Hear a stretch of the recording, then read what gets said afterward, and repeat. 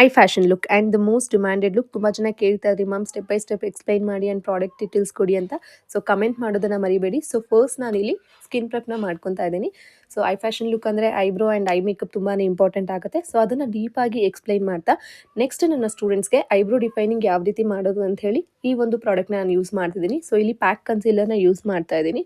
So I fashion look ಅಂದರೆ I ಮೇಕಪ್ನ focus ಮಾಡಬೇಕಾಗುತ್ತೆ. So ನನ್ನ ಸ್ಟೂಡೆಂಟ್ಸ್ಗೆ ಅದನ್ನು ಡೀಪಾಗಿ ಎಕ್ಸ್ಪ್ಲೈನ್ ಮಾಡ್ತಾ ಹೋದೆ. ಸೊ ನೆಕ್ಸ್ಟ್ ನನ್ನ model skin completely dry skin ಆಗಿರೋದ್ರಿಂದ ಕ್ರೀಮ್ ಬೇಸ್ಡ್ ಮಾಯಿಶ್ಚರೈಸರ್ನ ಯೂಸ್ ಮಾಡ್ತಿದ್ದೀನಿ, ಬ್ರ್ಯಾಂಡ್ ಎಂಬ್ರಾಯ್ಲಿಸಿಸ್.